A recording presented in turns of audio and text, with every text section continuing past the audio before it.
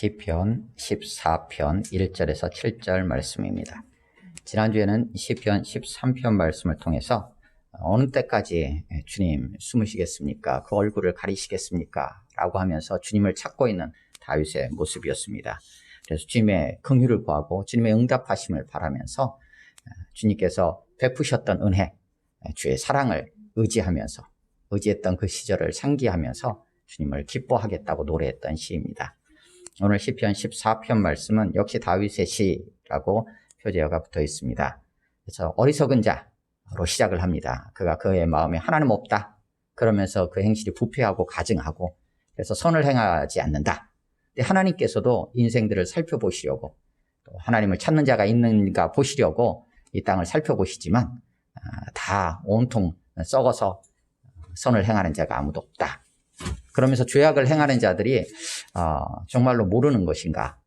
그들이 하나님의 백성을 떡 먹듯이 먹으면서 하나님을 여호와를 부르지 않는다. 그러는 가운데 그들이 거기서 두려워하게 되고 여호와께서는 의인의 세대에 함께 계신다. 이제는 너희가 가난한 자의 계획을 부끄럽게 하는구나. 하지만 여호와는 그의 피난처시다. 이스라엘의 구원이 시온에서 나온다. 여호와께서 그들을 회복시키실 때 정말 야곱이 이스라엘이 즐거워하고 기뻐할 것이다 하면서 노래하는 시입니다. 우리 함께 14편 말씀을 봉독하겠습니다. 시작. 어리석은 자는 그의 마음에 이르기를 하나님이 없다 하는도다. 그들은 부패하고 그 행실이 가증하니 선을 행하는 자가 없도다. 여호와께서 하늘에서 인생을 굽어 살피사 지각이 있어 하나님을 찾는 자가 있는가 보려 하신즉 다 치우쳐 함께 더러운 자가 되고 선을 행하는 자가 없으니 하나도 없도다. 죄악을 행하는 자는 다 무지하냐. 그들이 떡 먹듯이 내 백성을 먹으면서 여호와를 부르지 아니하는도다. 그러나 거기서 그들은 두려워하였으니 하나님이 의인의 세대에 계심이로다. 너희가 가난한 자의 계획을 부끄럽게 하나 오직 여호와는 그의 피난처가 되시도다. 이스라엘의 구원이 시온에서 나오기를 원하도다.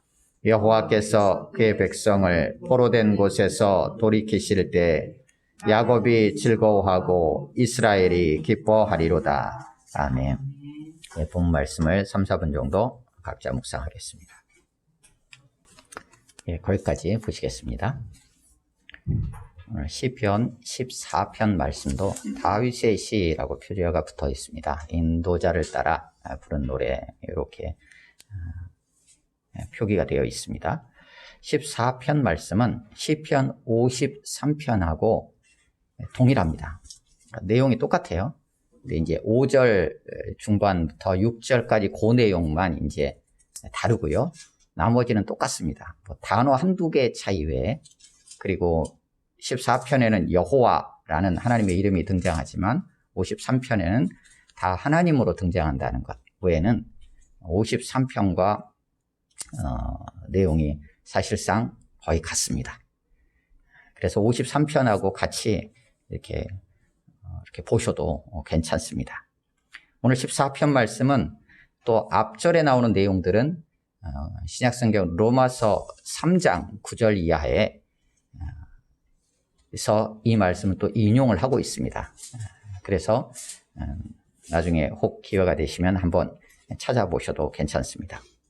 오늘 14편 말씀은 지혜시라고 일반적으로 분류하기도 합니다. 어떤 특정 배경을 우리가 알기는 어렵지만 그래도 뭐 지혜에 대한 시다, 어리석은 자 이렇게 시작을 하니까 좀 우리에게 정말로 지혜가 무엇인지를 가르쳐주고 있는 시다 이렇게 분류하기도 합니다. 그래서 다양하게 좀 단락을 나누기는 합니다. 대체적으로 내용별로 해서 1절에서 4절까지 어떤 어리석은 자의 실상을 이렇게 보여주고 5절에서 6절까지 심판에 대한 그런 확신을 가지고 7절에서 구원에 대해서 확신하는 내용 이렇게 단락을 구분하기도 합니다. 혹은 좀 더 크게 해서 1절에서 4절, 또 5절에서 7절 이렇게 단락을 구분하기도 하고요. 제가 이 시간 나눌 때는 주체하고 또 서술형의 변화에 따라서 1절에서 5절, 6절에서 7절 이렇게 좀 크게 단락을 먼저 구분하고 오늘 본문 말씀을 나누겠습니다. 그래서 1절에서 먼저 5절까지는 여호와를 찾지 않는 어리석고 죄악을 행하는 자들의 실상과 그 결과에 대해서 보여주고 있습니다. 그래서 1절에서 4절까지는 선을 행하는 자가 없다는 거예요. 하나도 없다는 거예요. 근데 이거를 세 가지 측면으로 구분해서 보여줍니다. 1절에서는 어리석은 자의 모습을 보여줍니다. 그리고 2절에서 3절까지는 하나님께서 보신 사람들의 모습을 보여줍니다. 그러니까는 결국 모든 사람이 되겠죠. 그래서 2절에 3절 내용을 로마서 3장 9절 이하에서 인용하고 있습니다. 그래서 모든 사람이 깨닫는 자도 없고 여호와를 찾는 자도 없고 선을 행하는 자도 없다. 결국 모든 사람이 죄인이다라는 본문으로 이어지게 되고, 그래서 율법을 통하여서는 그 어떤 사람도 구원받을 자가 없다. 결국 예수 그리스도의 의, 예수 그리스도를 믿음으로 말미암아 의롭다함 받고 구원받는다라는 말씀을 이렇게 기록해 주면서 이 본문이 인용되어 있습니다.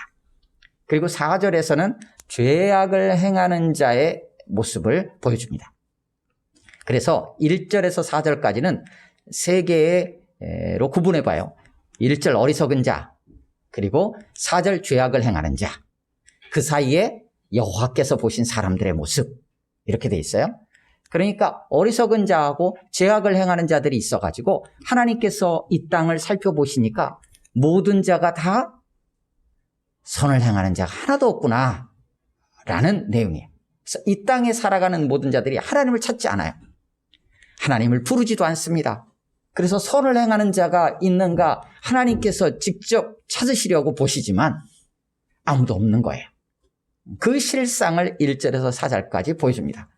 그리고 5절에서는 그들이 결국은 두려워하게 되고 하나님은 의인의 세대에 계시다라는 선언을 해줍니다.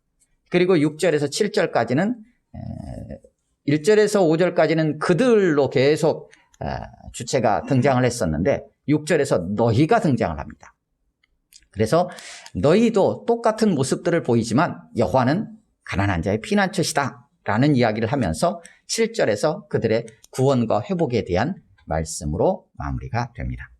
1절을 함께 읽겠습니다. 1절입니다. 시작. 어리석은 자는 그의 마음에 이르기를 하나님이 없다 한도다.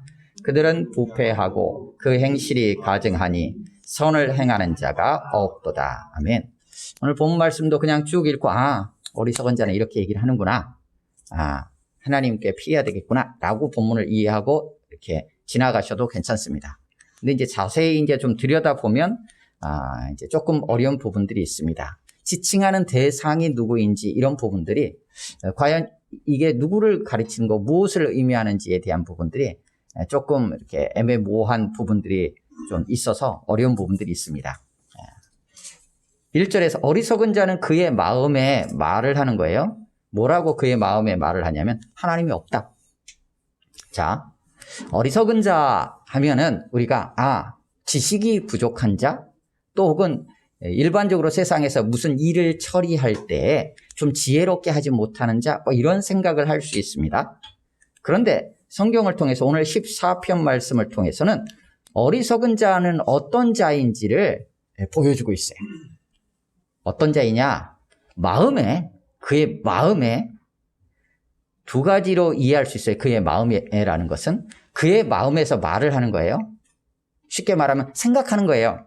하나님이 없지 라고 생각한다라는 거예요. 마음에 말을 하는 거니까. 또 하나는 그의 마음이라는, 그의 생각이라는 수많은 생각들을 할 수 있고 그 마음의 공간이 있는데 그 안에 하나님이 안 계신 거예요. 그래서 그 마음을 아무리 들여다봐도 하나님이 없군 이거야. 그러니까 다른 생각들, 다른 마음들로 꽉 차 있어가지고 하나님이 하나님이 함께할 자리가 없는 거예요. 그런 두 가지 의미를 생각해 볼 수 있어요. 여하튼 어리석은 자는 어떤 자냐? 하나님이 없는 자예요. 하나님. 근데 여기서 조금 우리가 주의해 볼 한번 생각해 볼 필요가 있는 것은 하나님이 없어 하는 자들을 우리는 흔히 무신론자 이렇게 얘기해요. 그죠? 그러면 1절은 어리석은 자는 그의 마음에 이르기를 하나님이 없다 하는도다 하면은 무신론자를 의미하는가? 라는 거예요. 질문이 하나 생깁니다. 무신론자 하게 되면 어떤 자들이에요? 하나님을 믿지 않는 자들이에요. 아니, 신이 존재하지 않는다 이런 생각을 하고 있는 자들이에요. 또 어떤 자들이냐? 우상은 섬겨요. 하지만 여호와 하나님, 우리가 믿는 하나님은 믿지 않는 자들을 생각해 볼 수 있어요. 근데 꼭 그런 자들만일까? 라는 생각을 하게 돼요. 왜냐? 다른 부류의 어떤 사람들도 지칭하고 있는 건 아닐까라는 생각을 하게 돼요. 이유는 세 가지 정도 있어요. 하나는 1절에서 그의 마음의 말을 했기 때문이에요. 두 번째는 2절에서 3절까지 하나님께서 보시니까 모든 사람들이 다 그렇다라는 얘기를 하셨어요. 그리고 뒤쪽으로 넘어가면 6절에서 갑자기 너희가 등장을 해요. 그러니까 1절에서 5절까지는 그들로 계속 표현하다가 6절에서 너희가 등장했는데 그 너희의 모습이 1절에서 5절까지 나오는 그들의 모습하고 사실 동일해. 그러다 보니까 1절에 등장한 어리석은 자가 말하고 있는 하나님이 없어 라고 말하는 어리석은 자가 누구일까라는 부분에 있어서 단지 하나님이 안 계셔, 신은 없어 라고 하는 무신론자만을 의미하는 건 아닌 것 같아요. 그들도 있겠지만 또 우상은 섬기지만 하나님, 여호와 하나님은 믿지 않아 하는 사람들, 이방인들도 포함될 수 있을 것 같아요. 근데 여기에 한 부류가 더 있는 것 같아요. 그는 어떤 자인가? 입술로 말하지 않는 자예요. 말로 하나님 안 계셔라고 말하지 않아요. 마음에 말해요. 이 얘기는 무엇을 의미하느냐? 달리 생각하면 말로는 하나님이 계셔, 말로는 하나님을 믿어 라고 말은 하는데 마음에서는 그 마음 안의 공간에 하나님이 자리하고 있지 않아. 그 마음 안에서는 하나님이 없어. 다시 말하면 명목상의 그리스도인, 믿고 있지만 표면적으로만 유대인인 자들, 이스라엘 백성이라고 말은 하는데 실제로 그 마음 안에서는 하나님을 믿지 않는 자들, 너 여기 등장하는 어리석은 자에 포함되어 있지 않은가라는 생각을 해보게 돼요. 그래서 말로는 하나님을 믿는데 마음에서는 아니야. 그러다 보니까 행실이 어떻게 나타나느냐? 말과 행실이 달라요. 어떻게 다르냐? 행실이 마음을 따라가요. 그러니까 세 가지가 등장하는 거예요. 하나는 말이 등장하고, 하나는 마음이 등장하고, 또 하나는 삶이 등장해요. 그런데 이 삶이 무엇을 따라가느냐? 말을 따라가지 않고 마음을 따라가. 그래서 말로는 하나님 믿어 하는 사람, 무신론자나 이방인에 대한 부분은 일단 내려놓고요. 이들도 너희의, 다윗에게 있어서 너희라고 그러면 누구겠어요? 지금 얘기하고 있는 자들이잖아요. 그럼 이스라엘 공동체가 되겠죠. 이스라엘 백성들이 되겠죠. 이제 그런 부분들 중심으로 해서 이 시간은 나누는 거예요. 무신론자나 이방인들은 당연히 하나님이 없다고 생각하니까 더 말할 것도 없고요. 그러니까 말로는 하나님을 믿고 혈육으로는 이스라엘 백성, 택한 백성이라고 생각을 하는데 마음이 그렇지 않아. 마음으로는 하나님을 왕으로 섬기지 않아. 그래서 자기 생각에 옳은 대로, 자기 소견대로 자기가 하나님이 되어 행하는 자들, 그런 마음인 자들은 행실이 어떻게 나타나느냐? 그 마음을 따라서 삶이 나타나는데 오늘 1절에서는 그것을 부패했다라고 표현하고 있어요. 그 행실이 어떻게 나타나냐? 가증스럽다라는 거예요. 그것을 하나님 입장에서 한마디로 뭐라고 하냐면 선이 아니다라는 거예요. 선을 행하는 자가 없다라는 거예요. 다시 말하면 어리석은 자는 그가 하나님을 믿는다고 말하든 하나님을 믿지 않는다고 말을 하는 자이든 교회 신앙생활을 하든 안 하든 밖에 있던 어떤 자들이든지 다 어리석은 자는 어떤 자냐? 그 마음에서 하나님이 없다고 하는 자예요. 근데 하나님은 무엇을 보십니까? 중심을 보시잖아요. 그러니까 하나님은 아세요. 근데 우리는 겉을 보기 때문에 몰라요. 그래서 신약에서 이것을 알곡과 쭉정이라는 표현을 쓰기도 해요. 그러니까 그 마음에서 말하기 때문에 우리는 몰라요. 그래서 괜히 저 사람을 마음에서는 하나님 안 믿는 거 아니야? 라고 의심하는 눈초리로 절대 볼 필요가 없어요. 그건 하나님의 영역이기 때문에. 그런데 말로 하든 안 하든 간에 어리석은 자는 어떤 자이냐? 그 마음에서 하나님이 없다 하는 자예요. 그걸 어떻게 아느냐? 그 행실을 통해서 알게 되는 거예요. 다시 말하면 말뿐인 그리스도인이 아니라 삶으로 살아내는 믿음의 삶을 살아가는 자, 그가 어리석은 자가 아니라는 거죠. 어리석은 자는 믿음의 삶이 나타나지 않는 거예요. 그것을 부패하고 가증스럽고 선을 행하지 않는다라고 1절에서는 표현하고 있어요. 그러다 보니까 하나님께서 하나님을 찾는 자가 정말 없는 거야? 하나님을 찾는 자가 있는가 보려고 하늘에서 사람들을 살펴보시는 거예요. 여기 인생이라고 표현되어 있는 것도 사람들이에요. 아담의 아들들 이렇게 돼 있어요. 그러니까 사람들이에요. 그래서 사람들을, 온 땅의 사람들을 다 살펴보셔요. 근데 어떠냐? 다 벗어났어요. 온통 썩었어요. 그래서 선을 행하는 자가 하나도 없는 거예요. 그러니까 다 어떻다라는 거예요? 어리석다라는 거예요.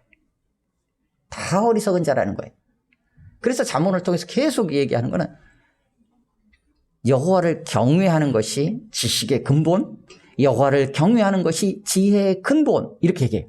그러니까 하나님을 경외한다라는 것은 하나님의 존재를 인정하고 나는 하나님께서 지으신 피조물임을 믿고 깨닫고 인식하고 받아들이는 거예요.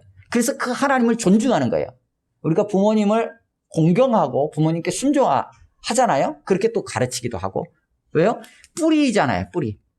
그러니까 부모님이 안 계시면 내가 없는 거예요. 그러니까 당연히 부모님의 능력, 뭐 이런 거, 힘, 뭐 가진 거, 이런 거 아무 상관없어요. 부모님은 생명 자체를 우리에게 이어서 하나님께서 주시기 위해서 통로로 사용하셨기 때문에 그 자체로 존중하고 순종하고 공경해야 돼요.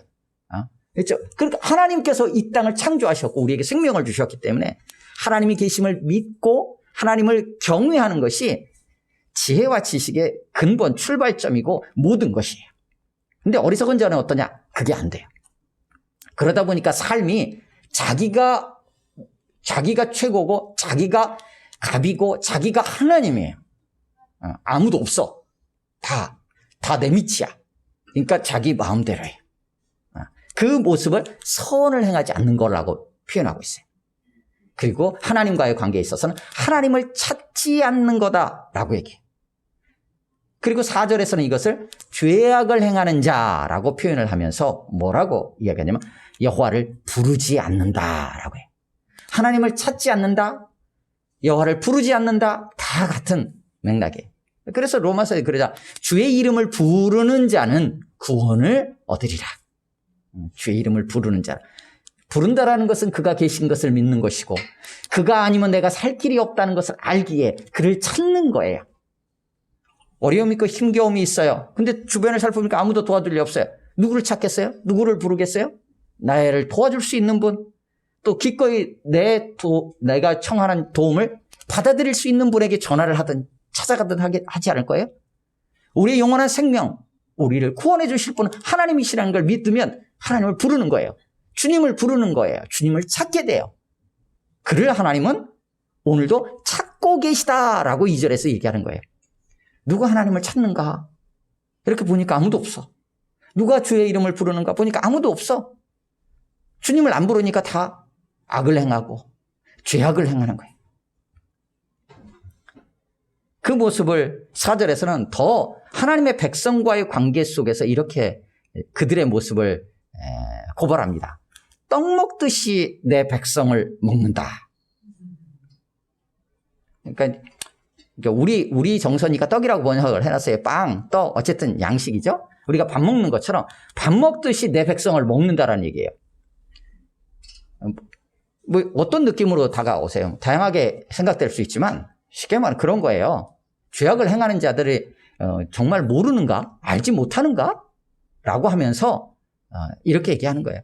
그러니까 하나님의 백성들을 어떻게 하느냐? 이들은 결국 자기들이 하나님이 되어 행하다 보니까 억압과 단합과 착취와 학대와 곳곳에서 온갖 종류의 온갖 형태의 폭력을 행사하는데 그게 밥 먹듯이 한다는 얘기예요. 그런 자들의 모습이 이 온 땅의 모든 자들이다 라는 것들을 1절에서 4절까지 고발해요. 그리고 5절에서 이제 그렇게 표현하는 거예요. 그들의 결국은 그럼 어떠냐? 그들의 정말로 중심은 어떤 거냐? 쉽게 말하면 그들의 속사람 안에서는 진정 무엇을 외치고 있을까? 그들의 속에서는 어떤 감정일까라는 게 5절에 드러나요.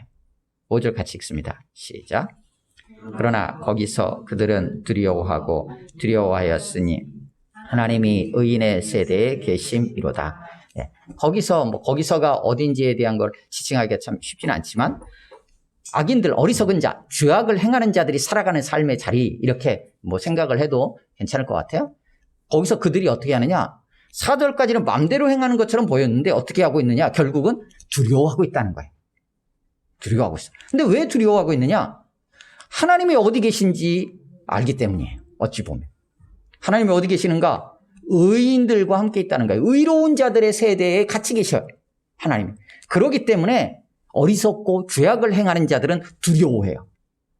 그 얘기는 무엇이냐? 결국은 그들도 자신들의 최후가 결국은 심판이라는 것을 안다라는 거예요. 안다라는 거예요. 온 만물 안에 하나님께서 마지막 때가 있음을 다 심어 놓으셨고 하나님의 영광을 심으셨고 하나님께서 창조하셨다는 세계라는 것을 온 땅이 알게 하셨어요. 사람에게 양심이라는 표현도 쓰기도 하는데 우리 안에서 하늘에 대한 경외감을 가지게 하셨어요. 그렇기 때문에 그들 안에서 어떠냐? 그렇게 행해서 결국은 심판받을 수밖에 없다라는 것을 알아요. 그러기에 두려워해요. 그런데 거기서 구원해 줄 분은 누구냐? 하나님이라는 것도 알아요. 그렇게 되면 이제 더더욱 어리석은 자가 지금 현재 명목상의 유대인들, 이스라엘 사람들이라는 생각을 더 해보게 돼요. 알아요. 그런데 삶으로는 악을 행하고 있어요. 그런데 자기들과 하나님이 함께 계시지 않아. 그럼 누구하고 함께 계시냐? 하나님은 의로운 세대하고 같이 계셔. 그러니까 하나님 없이는 자신들이 살 길이 없다라는 것을 알아. 그러니까 두려워하는 거예요. 어리석고 죄악을 행하는 자, 하나님을 찾지 않고 선을 행하는 것이 없는 자들의 실상, 그게 모든 자들의 모습이고 그들의 결국은 그들은 살아가면서도 두려워하고 있고 그들은 최종적인 하나님의 심판 앞에 놓일 수밖에 없다라는 것을 그들도 사실은 아는 것처럼 보여요. 그래서 하나님은 의로운 자의 세대에 계시다. 근데 정말로 의로운 자가 있는가라는 질문을 한번 던져보게 되죠. 로마서 3장을 통해서 의인은 없나니 하나도 없다. 오늘 보면 2절, 3절을 보면 사람들 다 보니까 다 그러고 있어요. 그러니까 의로운 세대가 없는 거예요. 그럼 하나님이 이 땅에 안 계시는 게 되는 거죠. 왜냐하면 다 악을 행하고 있으니 심판의 대상일 뿐이에요. 그래서 이제 넘어가는 거예요. 6절 같이 읽습니다. 6절 시작. 너희가 가난한 자의 계획을 부끄럽게 하나 오직 여호와는 그의 피난처가 되시도다. 아멘. 갑자기 너희가 등장해요. 너희가 등장한다는 얘기는 1절에서 5절까지는 그들이라고 객관적으로 놓고 사람들이 다 이래 라고 얘기했다가 너희가 하면서 가난한 자가 등장을 해요. 5절에서 의로운 자가 있었는데 6절에서는 그것을 가난한 자로 바꿔 있어요. 그렇기 때문에 6절에 등장하는 너희가 1절에서 5절까지 말하는 그들로 얘기했다가 근데 너희가 이렇게 이야기하는 것일 수 있어요. 혹은 세상 사람들 다 그렇게 얘기하는데 너희도 지금 그러고 있느냐? 이런 의미일 수도 있어요. 너희라고 얘기하는 건 분명히 다윗과 함께하는 공동체 이스라엘을 의미할 거예요. 그러니까 표면적으로 이스라엘이. 너희도 그렇단 말이냐? 로마서 3장에 그러죠. 너희는 다르냐? 그럴 수 없다. 유대인이나 헬라인이나 다 죄 아래 있다. 라고 선언하면서 시작을 해. 그러니까 6절에 너희는 그들이 다 그런데 너희도 그러냐? 그들이 다 그런데 너희가 바로 그들이다. 이런 의미로 이해해 볼 수 있어요. 근데 너희가 뭘 하고 있느냐? 가난한 자의 계획을 부끄럽게 한다라고 기록하고 있어요. 가난한 자의 계획이에요. 이것이 13편 2절에서는 나의 영혼이 번민하고 할 때 번민한다라는 단어가 계획이라는 단어하고 같은 거예요. 그러니까 13편 2절에서는 내 영혼이 생각들로 복잡한 거예요. 생각들이었어요. 근데 6절은 가난한 자의 생각, 계획 하나예요. 이게 무엇을 의미할까? 한번 생각해 볼 필요가 있어요. 가난한 자, 도움을 청할 데가 없어요. 가난한 자, 의지할 데가 없어요. 가난한 자, 이것저것 생각을 복잡하게 할 것도 없어요. 오직 하나. 먹을 것이면 먹을 것일 수 있어요. 그래서 가난한 자가 의지할 대상, 그나마 그가 생각하고 있는 게 뭘까? 먹는 거 하나, 밥 한 끼만 먹었으면 좋겠어 라는 생각일 수 있어요. 또 혹은 자신이 의지할 게 없으니까 세상의 그 어디에서도 의지하고 도움을 청할 데가 없으니까 하나님하고 하늘을 한번 쳐다볼 수 있어요. 그 생각 하나. 근데 그것까지도 어떻게 한다는 거예요? 너희가 부끄럽게 하고 있다라는 거예요. 이스라엘 역사에서 그런 거 있어요. 느헤미야나 이렇게 에스라나 읽어보면 포로에서 돌아와가지고 그들 같이 힘겹게 살아갔던 사람들이 있었는데 형제끼리 막 이렇게 돈 꿔주고 거기에 이자를 덧붙이고 그래가지고 못 갚으니까 종 삼아버리고 하는 형제들끼리 그런 모습들, 이스라엘 같은 백성들끼리 그런 모습들을 질타하면서 어찌 그러느냐라고 하면서 책망하는 장면들이 등장을 해요. 같은 이스라엘 백성인데 가난한 자, 그나마 끈 붙잡고 있는 하늘 한번 쳐다보고 있는데 뭐라고 얘기하냐면 하늘 쳐다본다고 뭐가 나와? 라는 거예요. 하나님도 너를 버리셨어. 그가 그나마 하늘 쳐다보면서 가진 생각 하나를 부끄럽게 하는 거예요. 수치스럽게 하고 좌절시켜버려. 너희가 그러고 있다라는 거예요. 그저 한 끼 먹으면 하는데 그냥 한 끼 먹으려고 바닥에 떨어진 거라도 주려는데 발로 뻥 차고 가버려. 그것이 너희의 모습이라는 거예요. 그나마 의지하고 있는 하나님. 그런데 분명히 선언해요. 너희가 그러고 있지만 여호와는 그 가난한 자의 피난처셔 라고 선언해요. 바로 그 가난한 자의 피난처라고 선언해줘요. 그러면서 7절로 이어집니다. 7절 같이 읽습니다. 시작. 이스라엘의 구원이 시온에서 나오기를 원하는도다. 여호와께서 그의 백성을 포로된 곳에서 돌이키실 때 야곱이 즐거워하고 이스라엘이 기뻐하리로다. 아멘. 그렇게 말하면서 7절을 조금 시작 부분을 좀 거칠게 그냥 번역하면 그런 거예요. 누가 시온에서 이스라엘의 구원을 베푸시겠는가? 라는 거예요. 누가 베푸시느냐? 바로 여호와 하나님이시라는 거예요. 6절에서 그렇게 고백하고 그랬던 그 여호와 하나님, 그분이 바로 이스라엘의 구원을 베푸실 분이라는 거예요.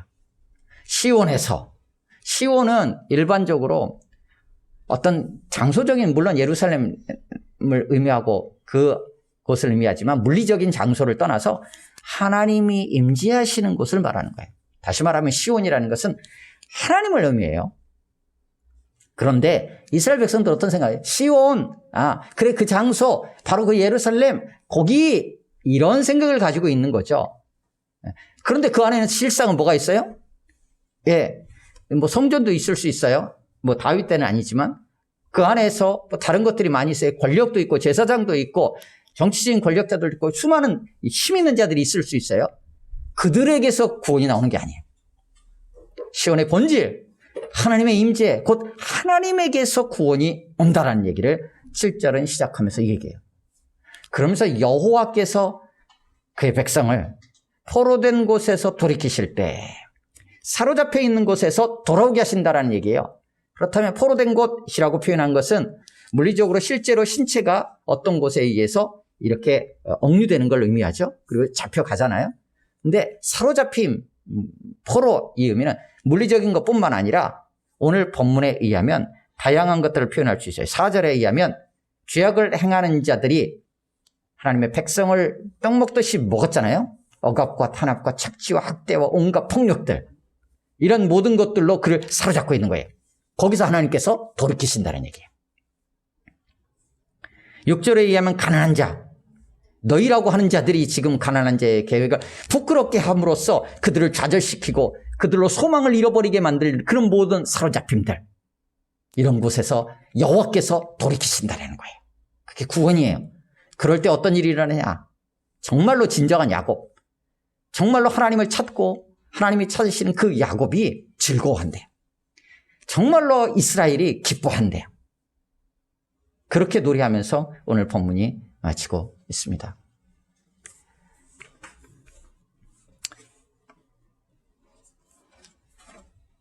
사실상 1절에서 4절까지를 보면 하나님을 찾는 자가 아무도 없어요. 모든 자들이 다 그래. 너희라고 하는 자들도 마찬가지예요. 자, 그렇다면 어떻게 될까요? 방법이 없어요. 어떻게든 해봐야지. 내가 착하게 악을 행하지 않고 해봐야지.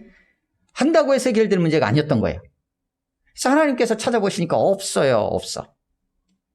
그래서 실상은 하나님께서 5절과 같이 의로운 자의 세대에 계시는데 의로운 자가 없어.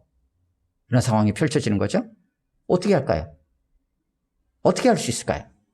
우리에게서 길이 없어요. 우리에게 답이 없어요. 그래서 어떻게 합니까? 하나님께서 그냥 우리에게 찾아오셨어요. 우리가 하나님을 찾지 아니하니까 하나님이 우리에게 찾아오셨어요. 그 아들을 우리 가운데 보내셔서 우리 가운데 찾아오셔가지고 우리가 해결이 안 되니까 하나님이 직접 이 땅에 그 아들 예수님을 보내셔서 그 아들 예수 그리스도를 통해서 우리와 만나기 원하신 거예요. 그래서 그 일을 위해서 기꺼이 우리가 행한 모든 죄악들을 다 짊어지시고 십자가에 달려 죽으셨어요. 그리고 다시 사셨어요. 그것이 은혜예요. 그래서 이제는 우리가 하나님을 찾는다 뭐 하는 게 아니라 하나님이 찾아오신 그 예수 그리스도를 우리가 받아들이면 되는 거예요. 그 예수님을 부르면 되는 거예요. 그걸 이제 우리는 믿음이라고 표현해요. 그래서 믿음으로 이제 의롭다함을 받고 믿음으로 구원받는 의로운 자의 세대가 된 거예요. 그러기에 이제 그 누가 가난한 자의 계획을 부끄럽게 하나님하고 하늘을 쳐다보면 네가 기도한다고 떡이 나와 쌀이 나와. 네가 하늘 봐봤자 소용없어. 하나님도 너를 버렸어. 라고 말한다 할지라도 아니 하나님이 그래서 나를 찾아오셨어. 나는 하나님 부를 힘조차도 없는데 고개를 들어 하늘을 바라볼 힘조차 없지만 하나님이 친히 내려오셔서 나를 끌어안아 주셨어. 하나님만이 나의 구원자셔. 라는 이 믿음의 고백 안에서 기뻐하고 즐거워하게 될 거라고 오늘 본문은 선포하고 있습니다.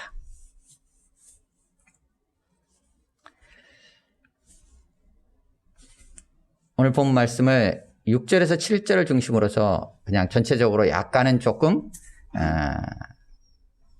약간 본문에 좀 살을 덮여서 제가 다시 한번 본 말씀을 이렇게 쭉 1절에서 7절까지 한번 나누겠습니다. 1절에서 4절. 어리석은 자는 그 마음에 하나님이 없다고 말하면서 행동하다 보니까 부패하고 가증하여서 선을 행하는 자가 없어요. 죄악을 행하는 자는 다들 정말 모르는 걸까? 그들은 하나님의 백성을 억압하고 착취하면서 여호와를 부르지도 않아요. 여호와께서 하늘에서 사람들을 살펴보시는데 하나님을 찾는 자가 있는지 보시려고 그랬어요. 그런데 모두가 곁길로 벗어나 온통 썩어서 선을 행하는 자가 하나도 없어요. 5절. 그럼 그들을 구원하실 분은 하나님뿐이신. 하나님은 의로운 자의 세대에 계시니까 선을 행하지 않는 어리석고 죄악을 행하는 사람들은 두려워해요. 6절. 그런데 이게 무슨 일인가? 하나님이 함께 계시는 의로운 자의 세대라고 말하는 너희까지도 지금 무슨 일을 하고 있는 것이냐? 너희가 어리석은 자, 죄악을 행하는 자와 무엇이 다른가? 아니 오히려 너희가 그들이구나. 너희가 더 악하구나. 그 어디에도 기댈 곳 없고 아무도 살펴보지 않기에 그저 하늘만 바라볼 수밖에 없는 가난한 자. 그 가난한 자의 생각, 곧 하나님의 돌보심과 구원을 구하며 하나님께 피하려는 그 단 하나의 생각까지 비웃고 있구나. 하나님도 너희를 버리셨다라고 말하면서. 하지만 분명한 것은 여호와께서 바로 그런 가난한 자의 피난처시라는 사실. 7절. 누가 시온에서 이스라엘을 구원을 베푸셨는가? 너희가 아니라 가난한 자의 피난처이신 바로 여호와 하나님. 여호와께서 어리석고 죄악을 행하는 자로 인해 사로잡혀 있는 자기의 백성을 회복시키실 것이다. 그때 참 하나님의 백성으로 하나님을 피난처 삼은 가난한 자 야곱이 즐거워할 것이다. 하나님이 택하신 이스라엘, 하나님의 구원을 바라보는 이스라엘이 기뻐하리라 하는 내용이 오늘 본문입니다. 우리 역시 어리석은 자, 죄악을 행하는 자처럼 깨닫지도 못하고 선을 행하지도 않고 하나님을 찾지도 않는 자와 다르지 않습니다. 그러기에 하나님이 그 아들을 우리에게 보내셔서 우리를 찾아오셨습니다. 우리의 눈에서 눈물을 씻으시고 부끄러움을 당하던 자리에서 기쁨과 즐거움의 자리로 옮기시기 위해 십자가를 지셨고 다시 사셨습니다. 우리 주 예수님만이 우리의 구원자십니다. 믿음으로 그 주님께 피하십시다. 믿음으로 그 주님을 받아들이고 그 주님을 부르며 찾으십시다. 우리 주님이 우리가 당하는 모든 고통과 신음, 부끄러움을 즐거움과 기쁨으로 변화시키실 것입니다. 아멘. 함께 기도하겠습니다. 시간 기도할 때 오늘 말씀을 기억하면서 우리는 어떤 자리에 있는지, 그 가운데서 우리의 입술과 우리의 마음과 우리의 삶의 모습들은 어떠한지 한번 돌아봤으면 좋겠고요. 우리의 그 한계 속에서 하나님이 은혜로 우리 가운데 찾아오셨음에 감사하며 기도하시고, 그래서 우리의 삶의 모든 형편들이 쉽지 않지만 그것을 기쁨과 즐거움으로 회복시키고 변화시키는 그 주님으로 인하여 힘을 낼 수 있도록 주여 도와달라고 여러분의 가정과 몸된 지체들을 생각하면서 1, 2분 정도 같이 기도합니다.